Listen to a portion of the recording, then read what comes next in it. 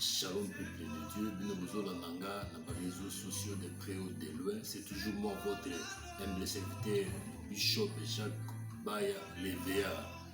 Bien-aimé dans le Seigneur, Nabutu Alelo, Nayeko intervenir par rapport à sujet Mogoza vraiment très profond et prophétique que vous avez intitulé sur les lézards saisis par une main,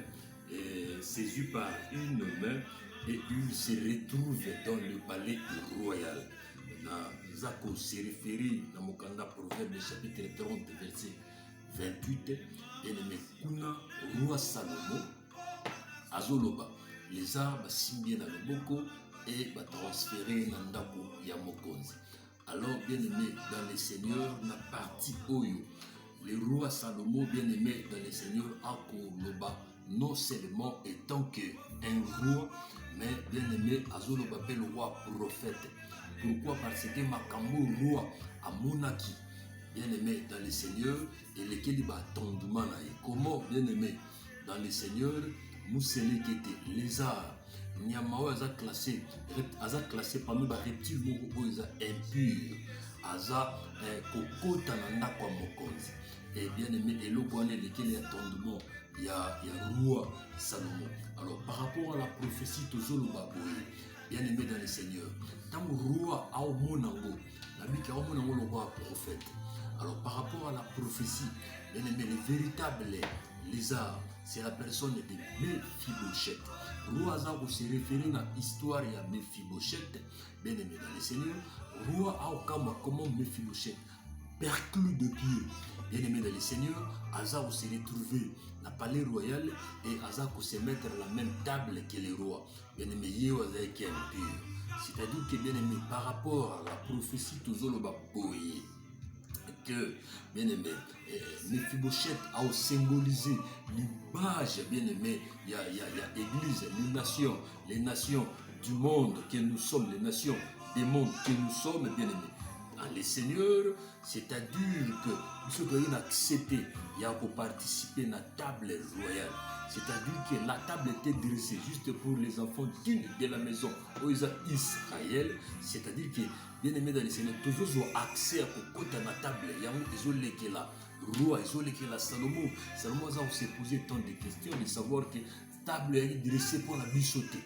C'est-à-dire que toi, il a accepté. Mais toi, comment on a accès bien aimé, tika na zoe bisao que toujours comme on a accès par rapport à le beaucoup où ils ont biso bisika otwalaki ils ont commis ça na place où ils sengela bité pour na biso to vanda yango na olo baboye le beaucoup où ils ont biso bien aimé ça sert à rien de beta masolo ya makolo ya les arbres parce que Bible le dit que les arbres tamboli na makolo na été les arbres simbaki na le beaucoup et le beaucoup est simbaki de memie tie de déposer na kati ndako ya mokonzi yango tolo baboy par rapport à l'histoire roi David atuni ba serviteur abiki na koluka mutu moko na kati ya lignée ya Jonathan pona zo sabulamba cause ya mamu Jonathan Seleka ne Tiba alors se présenter pour dire que na moko na lignée ya Jonathan mais ala musika na libar ndero atindi bagende ulukaye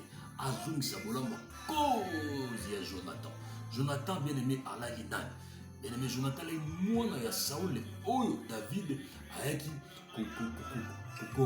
remplacé trône. Il y a Tatanaye. Alors, Jonathan, bien-aimé dans le Seigneur, là, camarade, mon camarade à David. Alors, et là, Nino Jonathan allait au Salah. Bien-aimé dans le Seigneur, Jonathan allait au secret royal Libanda. C'est-à-dire que, bien-aimé, selon la loi de Moïse, au secret royal, bien-aimé de laisser toute personne, au secret royal Libanda, devrait être puni de mort. Alors, geste où Jonathan allait au Salah, il a un geste prophétique. Alors, dans le secret royal, c'est-à-dire qu'il devrait déjà être puni de mort.